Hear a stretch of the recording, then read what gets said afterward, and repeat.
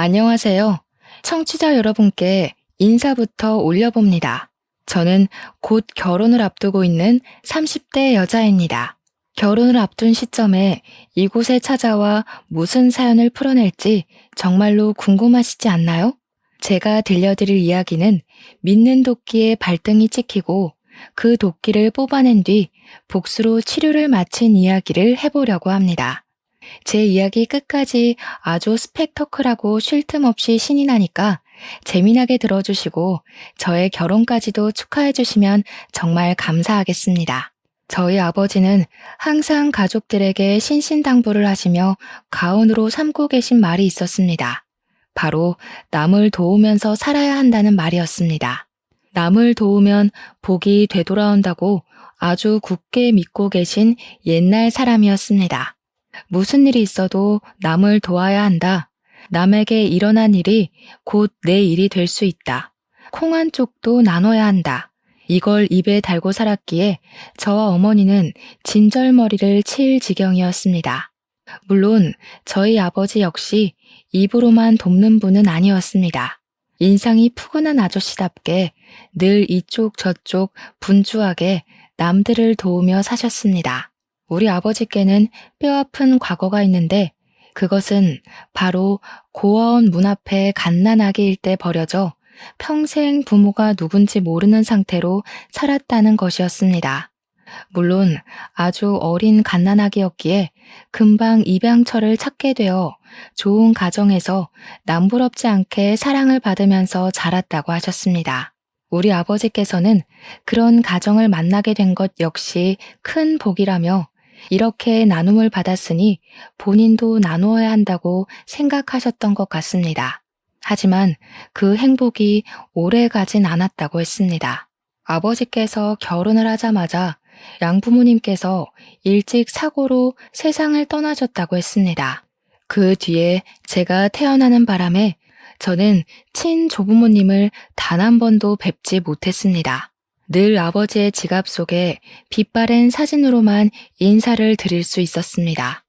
아버지께서는 양 부모님께서 주신 사랑에 늘 감사하며 살았습니다.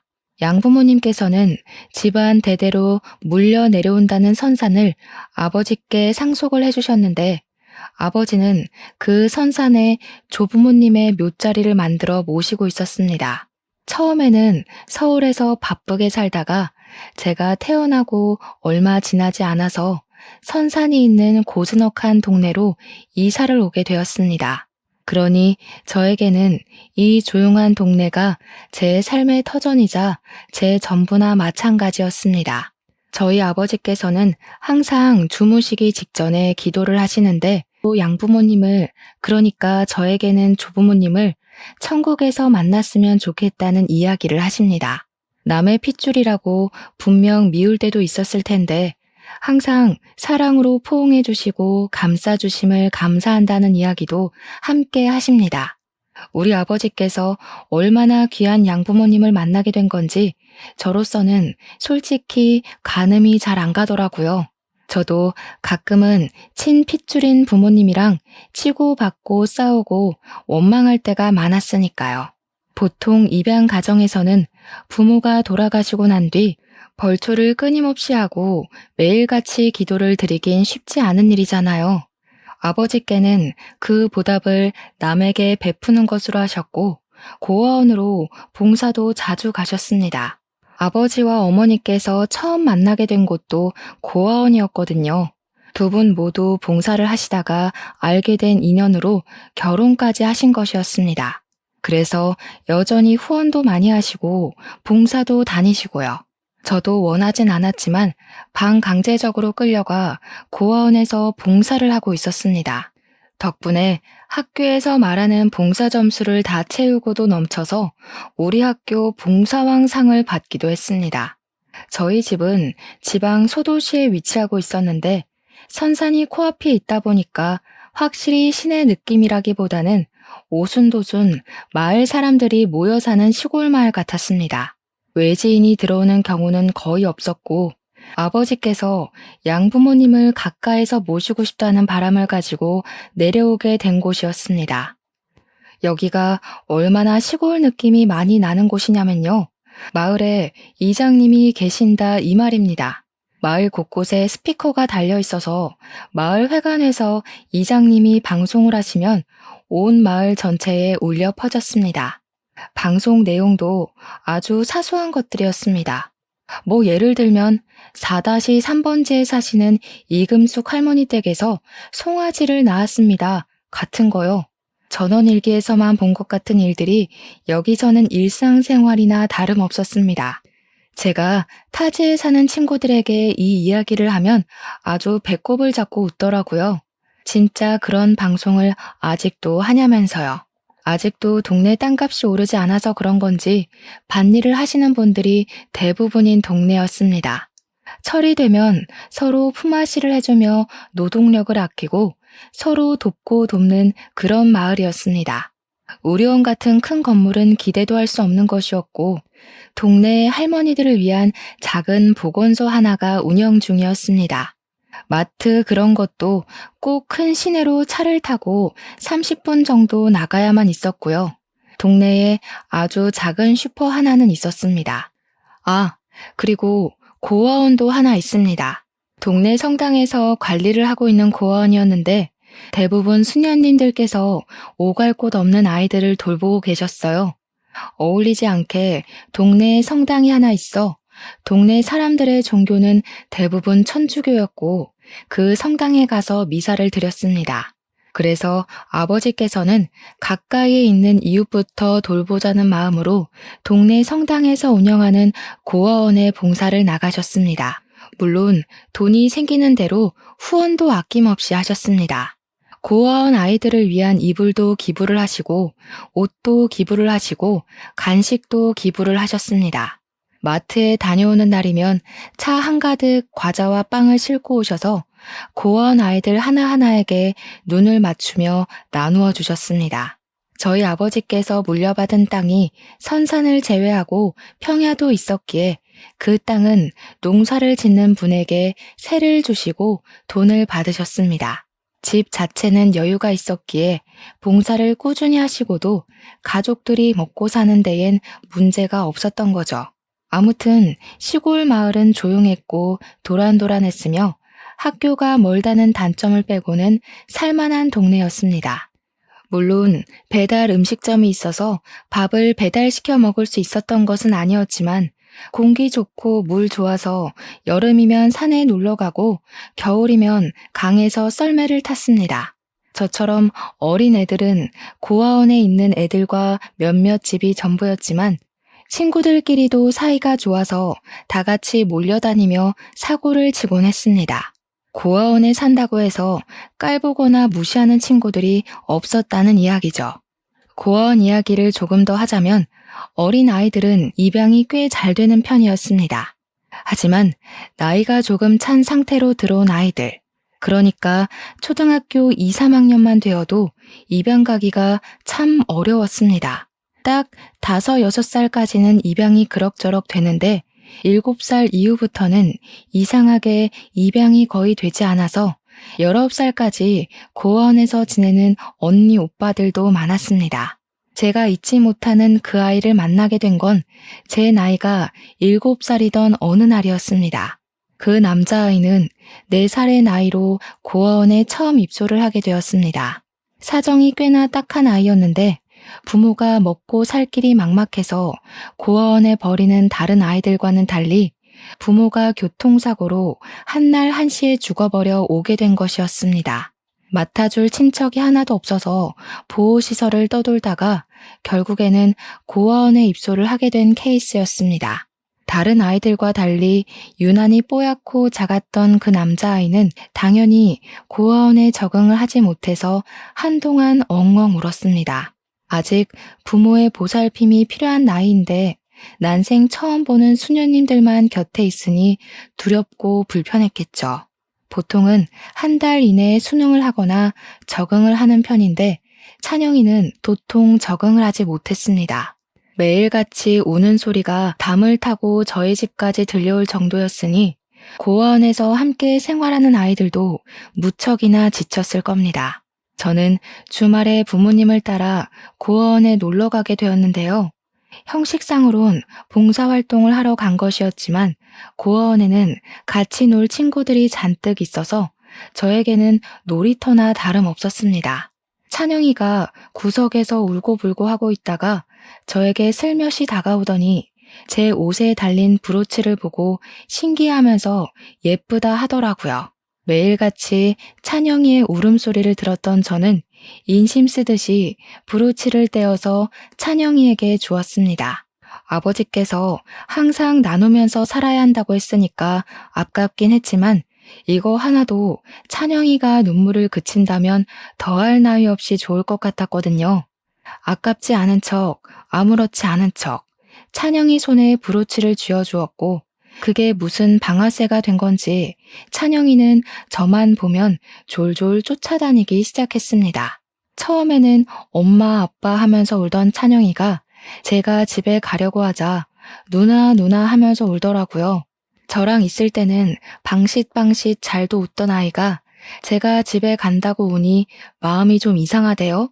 수녀님들께서는 찬영이가 뽀얗고 예쁘게 생긴 남자아이였고 나이가 4살밖에 되지 않았으니 입양하겠다는 입양처가 틀림없이 나올 것이라고 했습니다. 하지만 찬영이는 5살, 6살, 7살이 되도록 입양을 가지 못했습니다. 어릴 때는 낯선 사람만 보면 엉엉 울어대서 입양을 가지 못했고요. 조금 더 큰 뒤에는 이상하게 입양을 하러 오신 분들이 찬영이를 보고 마음이 동하지 않는 건지 입양을 기피하시더군요. 그럴 때마다 찬영이는 기대감에 부풀었다가 금방 실망을 하게 되었고 저는 그런 찬영이를 달래주었습니다. 졸지에 주말마다 고아원에 가서 찬영이를 챙기고 봉사활동을 하게 되었습니다. 찬영이가 제 옆에서 떨어지지 않았기 때문에 찬영이를 붙잡고 책을 읽어주기도 하고 같이 공놀이를 하기도 하고 했습니다. 저보다 3살이 어린 아이였지만 애가 똑똑한 건지 저한테 잘 맞춰주더라고요.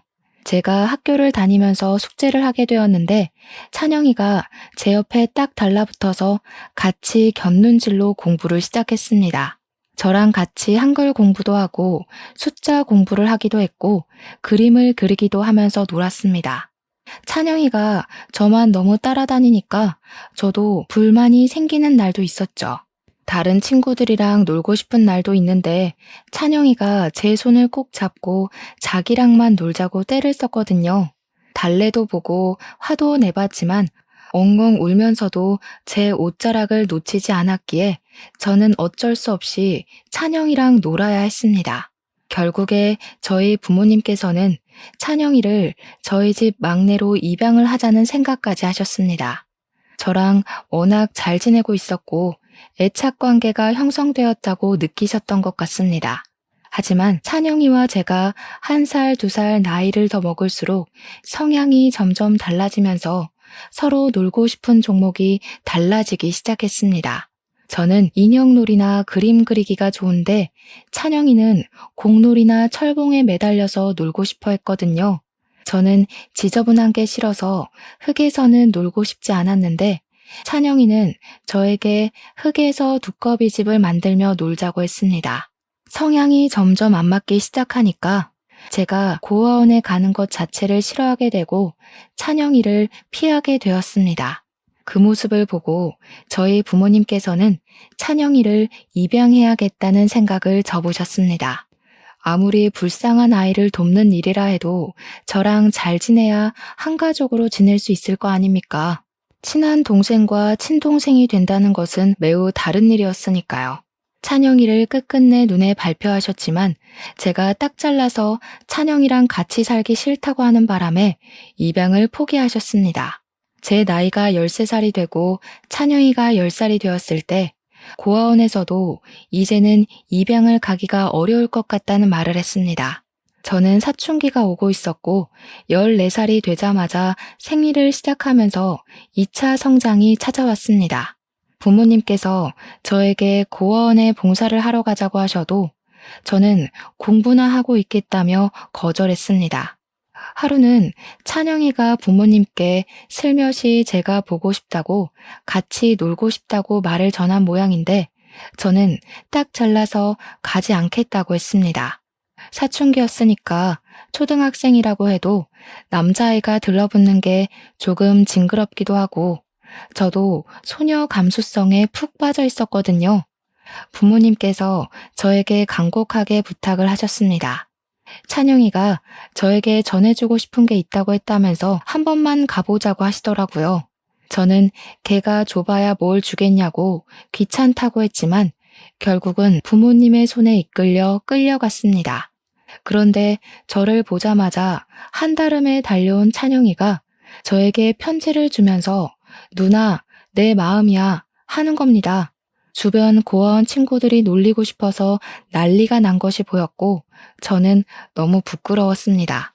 그래서 이런 거 필요 없다고, 누나 이제 중학생이라 바쁘다고, 초등학생인 너랑 놀아줄 시간 없다고 모질게 대했습니다. 자꾸 불러내지 말고 너도 네 또래 애들이랑 놀아. 내가 초등학생이랑 놀고 있다고 소문이라도 나면 어떻게 할 거야? 하면서 말이죠. 찬영이는 눈물을 그렁그렁 하면서 저에게 누나, 내 편지 하는데 저는 그걸 뿌리쳤습니다. 편지를 받으면 분명 친구들이 고아원 동생한테 러브레터를 받았다고 놀릴 게 뻔했죠. 편지는 받은 걸로 칠 테니까 네가 알아서 정리해라고 차갑게 대꾸하고는 우는 찬영이는 두고 집으로 돌아왔습니다. 집에 돌아와서 공부를 하고 있는데 부모님께서 잔뜩 화가 나셔서 집으로 돌아오셨습니다. 제 방문을 벌컥 열고는 찬영이한테 그렇게 모질게 해야 했냐고, 애를 꼭 울려야 속이 시원하냐면서 저에게 소리를 치시더라고요. 아버지의 화난 모습을 처음 봐서 솔직히 조금 쫄렸습니다. 어머니께서는 저에게 찬영이 다음 주에 미국으로 입양 간다더라 하시며 못된 계집애라고 하셨습니다. 저는 찬영이를 왜 이렇게까지 챙기는지 이해가 가지 않았습니다. 찬영이가 미국으로 입양을 가는데 뭐 어쩌라고요? 입양을 가든 말든 무슨 상관이냐고 했습니다. 그러니 아버지께서 찬영이랑 잘 어울려 놀더니 갑자기 왜 이러냐고 하시더군요. 그때는 그때고 지금은 지금 아니겠냐고 차갑게 대꾸를 하고 공부하겠다고 했죠. 그 뒤로 제가 고아원에 단 한 번도 찾아간 적이 없으니 찬영이를 보진 못했고요. 잘 가라는 인사를 못한 게 조금 마음에 걸리긴 했지만 찬영이는 11살이라는 나이에 미국으로 입양을 가게 되었습니다. 별 생각 없이 부모님과 저녁 식사를 하는데 부모님께서 찬영이가 미국에 도착을 했을 텐데 하면서 걱정을 하시더군요. 11살 나이면 꽤 늦었음에도 불구하고 용케도 입양을 갔다고 슬쩍 대꾸를 하니까 어머니께서 그러시더라고요. 찬영이가 엄청난 천재라고 말입니다. 그 울보가 천재라고? 하고 물어보니 무려 IQ 테스트에서 152라는 높은 숫자를 받았다는 게 아니겠습니까? 그러니 제가 한글 공부를 시작할 때 3살이나 어린 나이임에도 불구하고 같이 공부를 시작해서 한글을 다 뗀 거 아니겠냐고 하셨습니다. 거기다가 암산 천재라는 수식어가 붙을 만큼 머리 회전이 엄청나게 빨랐대요. 제가 찬영이 귀찮다고 서서히 멀어질 때부터 찬영이는 악착같이 공부에 매달렸다고 했습니다. 어머니께서는 저에게 공부하느라 못 온다고 그랬다면서 같이 공부해보겠다고 하루 종일 책만 팠다더라 하시는 겁니다. 그 모습을 보고 수녀님 한 분이 IQ 테스트를 해보자고 권유를 했고 무려 152라는 수치를 얻게 된 것이었습니다. 그 싹을 알아본 미국의 엄청난 재력가 부부가 찬영이를 키우고 싶다고 입양을 했다는 겁니다. 어머니께서는 연락처라도 받아뒀어야 했다고 아쉬워하길래 찬영이 성공하면 뭐 좀 얻어먹으려 했어? 하니까 화를 버럭 내시더라고요. 그 어린애가 미국 가서 무슨 정을 붙이겠냐고, 먹고 싶은 한국 음식이라도 생기면 어떻게 하겠냐고 음식 좀 보내주려고 한 거라고 하셨습니다. 찬영이가 엄마 밥을 오죽 좋아했니? 거기 가면 다 금발머리 백인일 텐데 얼마나 외롭겠냐고 하시더라고요. 저는 나물 반찬을 뒤적거리면서 남 걱정도 팔자다 하고 말았습니다. 제 밥상에도 고기가 없는데 찬영이한테 무슨 반찬을 해주겠어요. 그렇게 다시 조용해진 마을에 어느 날 갑자기 요란법석한 일이 생기고 말았습니다. 외지인이 잘 정착하지 않는 마을인데 외지인이 새로 집을 지어서 이사를 온다고 공사를 한창 하고 있었거든요. 마을 사람들은 새로 등장하는 사람이 궁금하기도 하고 집을 어떻게 지을 건지 구경을 하고 싶어 했었습니다. 그런데 집을 지으려면 장비차들이 들어와야 하는데 마을 사람들이 그때 딱 마침 고추를 말릴 시기라 도로에 고추를 싹 널어둔 것입니다. 마을 사람들의 통행 일정이야 다들 꿰차고 있었고 큰 차량이 아니면 요리조리 피해갈 수 있는 수준이라 그냥 널어둔 것이었습니다. 게다가 매년 행사처럼 고추를 널어놓은 거라 누구 하나 불평을 하는 사람이 없었거든요. 외지인은 그걸 알 턱이 없는 거죠. 그래서 고추를 말릴 시기에 중장비 차량이 와서 건물을 올리는 공사를 맡긴 겁니다. 하루에도 몇 번씩 공사 차량이 왔다 갔다 해야 하는데 그놈의 고추 때문에 옴짝달싹도 할 수 없게 되었습니다. 마을 이장이라는 사람은 외지인에게 그냥 공사 내일요 하면서 태평하게 굴었습니다. 정작 외지인은 하루하루가 다 돈인데 말이죠. 고추 좀 치워달라고 방송을 해달라고 요청을 했지만 이장님은 귀찮다고 무시하셨습니다. 사실 우리 마을 이장이 좀 일도 잘 안 하고 자기가 제일 잘났다고 생각하면서 사는 사람이라 재수가 없긴 했거든요. 아들이 무슨 서울대를 나왔다나 뭐라나. 아무튼 외지인에게 자기는 막걸리 약속이 있어서 방송해주기 어렵다고 하고는 사라졌대요. 근데 저희 아버지께서 소란스러움에 무슨 일 있나 싶어서 나와보셨다가 그 상황을 모두 목격하신 겁니다. 그냥 지나칠 수 없었던 아버지는 동네 집집마다 다 돌아다니면서 할미, 고추 좀 치워주세요. 이 고추 저쪽으로 옮깁니다. 하면서 길을 터주셨습니다. 한 40분을 넘게 동네방네 외친 덕에 길이 드디어 열렸고 외지인 부부는 저희 아버지께 엄청나게 고마워하셨습니다. 오지랖이 넓은 아버지는 동네 사람들끼리 당연히 돕고 돕는 거라면서 저기 뒤터에 지어질 집 구경이나 나중에 시켜달라고 했습니다. 몇 주 뒤 집을 다 지은 후에 초대를 받았고 집을 궁금해하던 마을 사람들끼리 모여서 외지인 부분의 집 구경도 하고 선물도 줬다고 하더라고요. 아버지께서 워낙 사람을 좋아하시고 오지랖이 넓으신 분이니까 그럴 수 있지 뭐 하고 넘어갔죠. 그뿐만이 아니긴 했습니다.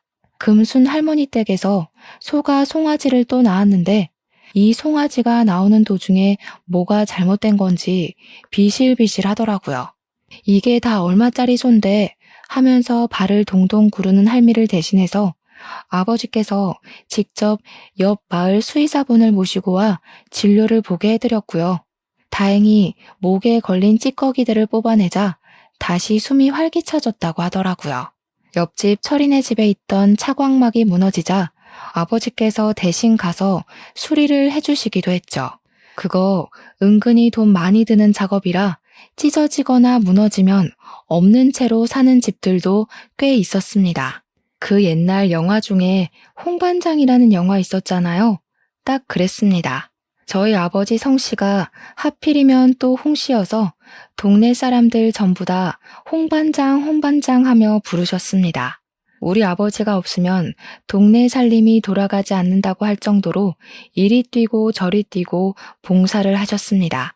그 꼴을 가장 눈꼴 시리게 봤던 사람이 누구일지 짐작이 가시나요? 바로 마을 이장님이었습니다. 이장님이 해야 할 일을 하지 않아서 아버지께서 대신한 것뿐인데 마을 사람들에게는 마을 이장 자리 차지하고 싶어서 저렇게 가식을 뿌리고 다닌다고 험담을 하신 거죠.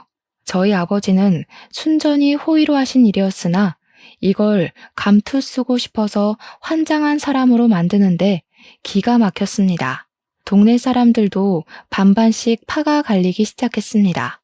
마을 이장이 벌써 몇 년 동안을 마을을 위해 일한 줄 아냐? 당연히 이장이 최고다 하는 이장파. 이장이 하는 게 뭐가 있냐? 하물며 길거리에 있는 쓰레기조차 홍반장이 줍는다 하는 홍반장파. 제일 피가 터졌던 건 마을 이장 선거를 할 때였습니다. 우리 아버지께선 당연히 이장 선거에 나가지 않겠다고 선언을 하셨는데 마을 사람들 중에 반인 홍반장파에서 제발 나가달라고 애걸복걸 하신 거죠. 저녁마다 집에 찾아오셔서는 지금 이장은 너무 하는 게 없다. 홍반장이 나와야지 마을이 좋아진다고 설득을 하셨습니다. 동네 쓰레기 줍고 다닌 이후로 길에 쓰레기 버리는 사람도 없어지지 않았냐? 홍반장만 믿는다 하시면서요. 결국 고민 끝에 등살에 못 이긴 아버지께서 이장 선거에 출마를 하셨고 웃기게도 정말 압도적인 지지를 받아서 저희 아버지께서 이장이 되셨습니다. 이장파 사람들도 앞에서는 이장이 최고다, 의리가 있지 하시면서 뒤로는 저희 아버지를 찍은 것 같더라고요. 아니면 이렇게 압도적인 표 차이로 저희 아버지께서 이장이 될 리가 없었습니다. 그때 제 나이 16살 때 일이었습니다. 아버지께서는 마을 이장이 된 뒤로부터 정말 바쁘게 지내기 시작하셨습니다. 마을 회비부터 관리비를 원래 지정된 은행에다가 납부를 하고 있었거든요.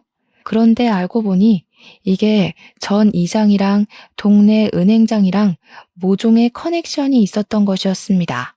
전 이장이 이곳저곳에서 돈을 받아 챙기고 자신의 이득을 우선으로 하며 마을 사람들을 속이고 있었던 것이었습니다.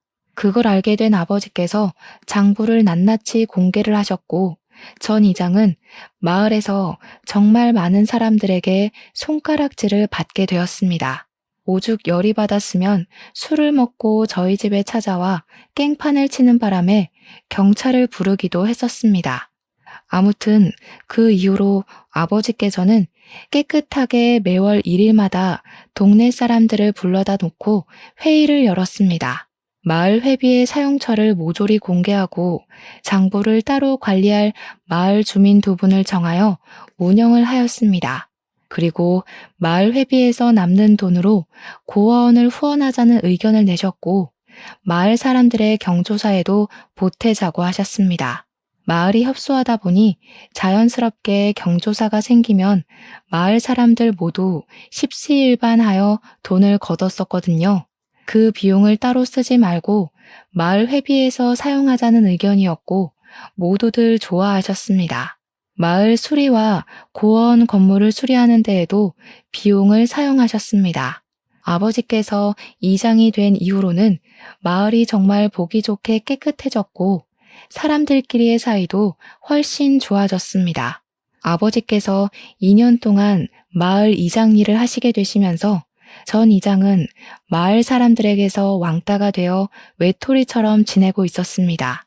그리고 입양을 간 찬영이는 가끔 국제 우편으로 편지를 보내곤 했는데 어머니께서는 그 편지의 내용을 저에게 보여주지 않으셨습니다. 저는 제 이야기가 없어서 그런가 보다 하고 넘어가긴 했지만 살짝 서운한 마음도 들더라고요. 그래도 제 엿보인데 어쩌겠습니까? 제가 매몰차게 보내긴 했으니까요. 아무튼 시간이 흘러서 아버지께서 이장 일을 맡아서 한 지 3년 차가 지났을 무렵 마을에 아주 큰 사건이 터지게 되었습니다. 전 이장이 마을 사람들을 상대로 해서는 안 될 아주 큰 사기를 치게 된 것이었습니다. 까막눈인 마을 어르신들부터 젊은 사람들까지 현혹을 시켜 서류를 조작하여 사기를 친 것이었습니다. 땅을 팔면 큰 돈을 벌 수 있다고 여기가 재개발이 될 것이라고 사람들을 오랜 시간 꼬여낸 것이었습니다.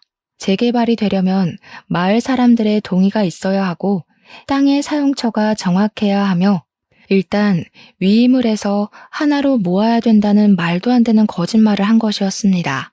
그렇게 전 이장의 말에 속아 사람들 대부분이 위임장이라는 서류에 사인을 했고 전 이장은 가짜 서류를 이용해서 땅을 갈취해버린 것이었습니다. 평생을 소유하고 있었던 땅을 하루아침에 모두 전 이장에게 빼앗기게 된 것이었습니다. 정말 악질 중의 악질인 건 글자를 잘 모르는 할머니들의 집터까지 큰 돈으로 불려주겠다면서 가져간 것이었죠. 아무것도 모르는 순진한 시골 사람들이 서류를 제대로 확인하지도 않고 도장을 찍어버렸고요.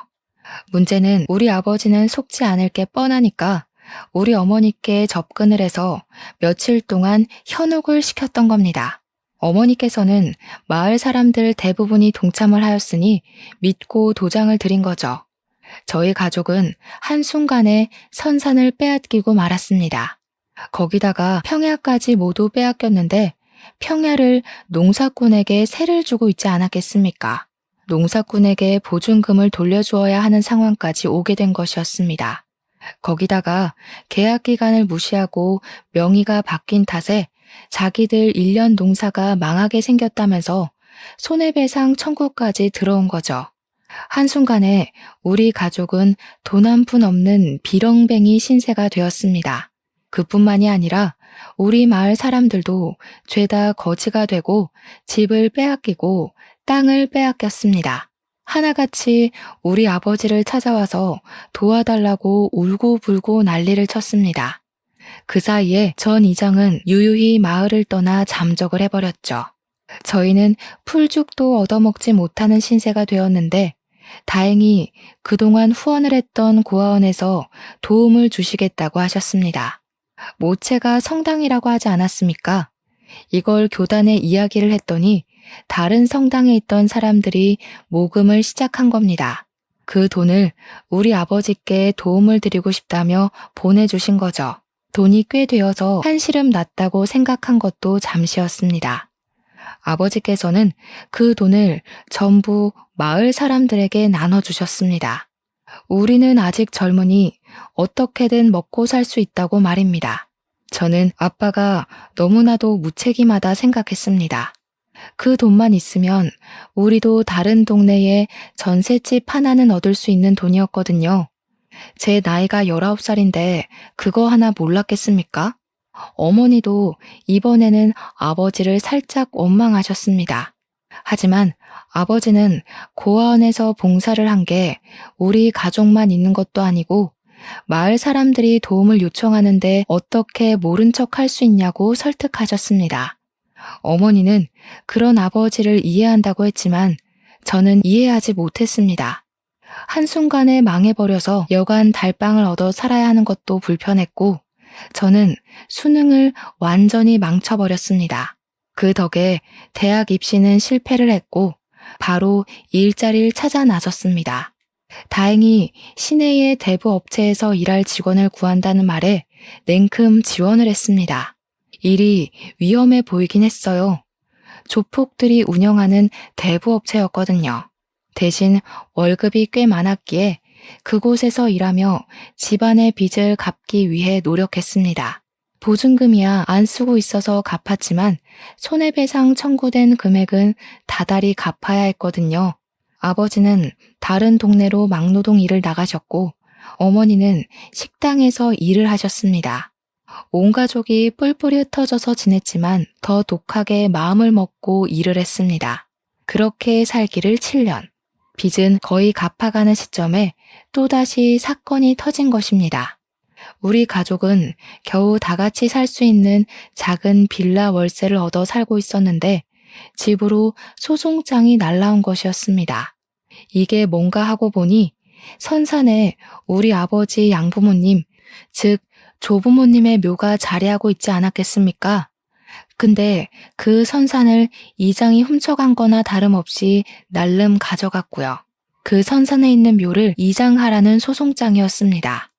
자기네 땅에서 7년이나 공짜로 새들어 살았으니 땅 사용료도 지불하라는 억지 소송장이었습니다.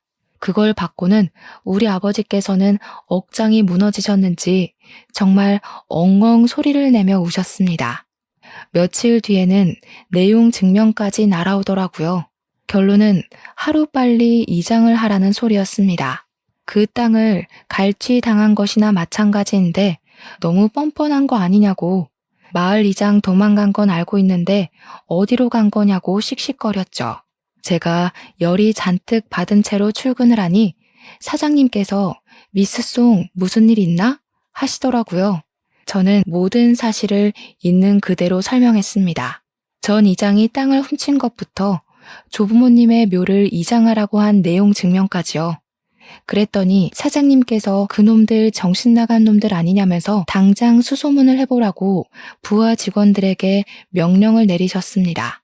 사장님께서 이렇게까지 화를 내실 거라고는 생각을 못해서 조금 얼떨떨한 기분이 들었습니다.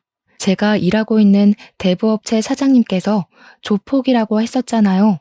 조폭들이 또 의리는 넘치지 않겠습니까? 제가 당한 게 화가 났는지 정말 며칠 만에 숨어서 지내던 전 이장을 찾아온 것입니다. 똘마니들을 죄다 데리고 찾아가서 협박을 하신 거죠. 사장님께서 직접이요. 어디 양아치도 안 하는 짓을 하고 있냐며 남의 땅을 갈취해놓고 땅 사용료를 내라질 않나, 묘 이장을 하라질 않나. 전 이장한테 너는 애미애비도 없냐면서 정말 살벌하게 조져놨다고 말을 전해주셨습니다. 배때기에 확 선 긋기 전에 당장 서류 돌려놔라, 내 눈앞에서 돌려놔라 하셨답니다. 윽박을 질러대니 전 이장도 벌벌 떨면서 새로 만들어진 서류에 도장을 다시 찍었다고 하더라고요. 덕분에 저희 가족은 7년간 끙끙 앓으며 빚을 갚느라 고생했던 그 땅을 다시 되찾게 되었습니다. 정말 허무하죠. 이렇게 쉽게 되찾을 수 있는 땅이었는데 우리 가족은 왜 7년이나 흩어져 살면서 그 고생을 해야 했는지 싶었습니다. 하지만 여기서 일이 끝난다면 무척이나 서운하지 않겠습니까? 전 이장이 조폭이 자기를 협박하는 바람에 땅을 빼앗겼다면서 경찰에 신고를 떡하니 넣은 거죠. 다 감옥에 잡아 쳐넣을 거라면서 경찰을 대동하고는 사무실로 찾아와서 적반하장을 부린 것입니다. 저는 괜히 저 때문에 사장님까지 난처해지고 곤란한 일을 겪으시는 것 같아서 죄송한 마음이 들었습니다. 그러니 사장님께서 오히려 저에게 괜찮다고 걱정하지 말라고 하시더군요. 이런 일 한두 번 겪어본 것 아니고 뭐 심각해지면 감방이나 갔다 오면 되지 않겠냐고 하시는데 감방 소리 나오자마자 식겁을 했네요. 제가 놀라서 입을 헉 하고 벌리니 어차피 가봐야 이런 잡다한 일은 징역 1년도 안 산다고 하시더라고요. 아니, 쿨해도 사장님이 너무 쿨하신 것 아닌가 하는 생각이 들었습니다. 제 마음의 찝찝함은 솔직히 계속 남아 있었습니다. 죄송한 마음에 안 되겠다. 이대로 가만히 있으면 의리가 없는 것 아니냐 하는 생각이 들었습니다. 저는 바로 변호사를 알아보기 시작했지만 워낙 많은 사람이 엮인 소송이기도 하고 이해관계가 복잡해서 그런 건지 선뜻 맡아주겠다는 변호사가 없었습니다. 소송비도 정말 비싸게 부르더군요. 저는 점점 무기력해졌습니다. 경찰 조사는 시작이 되었고 변호사를 선임하라는 법원의 연락까지 받게 되었습니다. 일을 어쩌나 발만 동동 구르고 있는데 전 이장은 정말 뻔뻔하게 나오는 겁니다. 자기가 협박을 당해서 어쩔 수 없이 빼앗긴 땅이라고 끝없이 주장을 하더라고요. 마을 사람들은 모두 당했던 전적이 있으니 저희 사장님을 위해서 탄원서를 써주겠다고 전부 나섰습니다. 그러던 와중에 집에 누군가 찾아왔습니다. 우리 집에 손님이 찾아올 리가 없는데 누군가 싶어서 문을 열어보니 글쎄 정말 상상도 못한 인물이 서 있었죠. 바로 미국으로 입양을 간 찬영이가 우리 집을 찾아온 게 아니겠습니까? 저는 처음에 세월이 너무 많이 흘러서 찬영이를 알아보지 못했고 누구세요 하고 묻는데 어머니께서 버선발로 뛰어나와 찬영아 하면서 부르셔서 알았습니다. 제가 너무 놀라서 눈을 꿈뻑거리며 찬영이? 네가 찬영이라고? 하면서 놀람을 숨기지 못하니 저에게 누나 오랜만이네요 하더라고요. 알고 보니 우리 가족이 모두 뿔뿔이 흩어져 있는 동안에도 어머니께서는 찬영이랑 계속 편지를 주고받고 있었다고 하시더라고요. 그게 이 힘든 삶의 유일한 재미이자 탈출구이자 위안이었다고 하셨습니다. 저는 또 반성을 하게 되었죠. 같은 한국에 있는 저라도 자주 연락을 드렸어야 하는 건데 하고요. 근데 분명 찬영이는 미국으로 입양을 갔는데 왜 한국에 와 있나 싶어서 물어보니 그러더군요. 소송을 도와주러 왔다고요. 찬영이가 글쎄 IQ가 152인 천재라고 했었잖아요. 미국에 가서 완전히 고삐가 풀려서 두각을 드러내기 시작한 것이었습니다. 미국으로 치면 중학교, 고등학교를 남들과 달리 아주 일찍 조기 졸업을 했고 대학도 로스쿨에 진학해서 조기 졸업을 했다고 하더군요. 변호사 시험까지 한 번에 떡하니 붙어버린 덕에 어린 나이부터 변호사 일을 시작했다고 했습니다. 굵직한 사건을 여러 개 맡아서 승소를 한 유명한 변호사가 되었다고요. 고작 24살밖에 되지 않은 나이임에도 불구하고요. 당연히 마을 사람들의 반환 소송이며 우리 대부업체 사장님 소송까지 전부 변호를 해주겠다고 했습니다. 찬영이는 미국에서부터 이야기를 전해 듣고 소송 준비를 하면서 한국까지 왔다고 아무 걱정도 하지 마시라고 하더라고요. 잘 키운 딸보다 훨씬 든든한 아들이라며 부모님께서 참 뿌듯해 하셨습니다. 그렇게 찬영이의 도움으로 재판이 시작되고 당연히 자기 땅이라고 우기던 전 이장에게 어떻게 모은 것인지 증거들을 하나하나 제시하면서 그게 이장의 땅이 아니라는 것을 밝혀냈습니다. 오래된 땅 문서들부터 시작해서 원래 소유주가 몇 년 동안 이 땅을 가지고 있었는지까지 조목조목 설명을 하더라고요. 마을 사람들 전부 고소를 했고 사장님을 위한 탄원서까지 한데 모여지니 전 이장에게 제대로 엿을 먹일 수 있었습니다. 땅을 갈취하고 마을 사람들에게 땅값을 송금한 내역이 없으니 부당한 이득을 취득한 게 맞는다는 판결이 나왔습니다.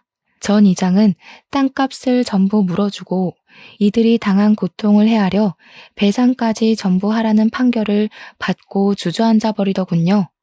망했다고 법원 앞에서 본인 변호사를 붙잡고 울고불고 하는데 마을 사람들이 죄다 침을 뱉고 돌까지 던졌습니다. 언제가 됐든 나쁜 짓을 하면 천벌 받는다는 게 진짜인가 봅니다. 그리고 저는 찬영이에게 그 어린 시절 상처를 주고 떠나게 해서 미안하다고 진심으로 사과를 했습니다. 찬영이도 저의 사과를 받아주면서 그때 못 전해준 편지라며 그 시절에 썼던 빛바랜 편지를 전해주었습니다. 거기에는 누나, 이제는 공놀이 안 해줘도 돼. 다음에 만나면 인형놀이 하자고 쓰여 있었습니다. 미국에 가기 전에 저에게 꼭 하고 싶었던 말이라고 하는데 저도 모르게 눈물이 주르륵 나오더군요. 그날 이후로 찬영이와는 오해가 완전히 풀렸고 다시 사이가 좋아지게 되었습니다. 찬영이는 키워주신 양부모님께 인사를 드리고 정리를 끝내고 아예 한국으로 돌아온 것이라고 말을 하였습니다. 우리 마을에 자리를 잡고 인권 변호사로서 어려운 사람들을 위해 3년째 변호를 하며 살고 있는 중이랍니다. 그 사이에 저희 사이도 깊어져서 곧 결혼을 앞두고 있습니다. 처음에 결혼을 하겠다고 하니 부모님께서 찬영이의 손을 잡고 정말 우리 딸이랑 결혼해도 되겠냐고 물어보시더라고요. 혹시 약점을 잡힌 건 아니냐, 이게 꿈인지 생시인지 모르겠다면서 저를 의미심장하게 쳐다보시는데 제가 진짜 딸이 맞는지 순간 의심이 들 정도였습니다. 찬영이는 오래전부터 저를 마음에 품어두고 단 한 번도 잊어본 적 없다면서 저희 부모님께 진심을 담아 이야기를 했습니다. 미국에 가서도 저희 어머니께 편지를 쓰면서 제 이야기를 얼마나 물어보고 싶었는지 꾹꾹 참았다고 하더군요. 왜 참았냐 하니까 번듯한 직장을 가지고 어릴 적 모습과 완전히 달라진 모습으로 제 앞에 나타나고 싶었다고 했습니다.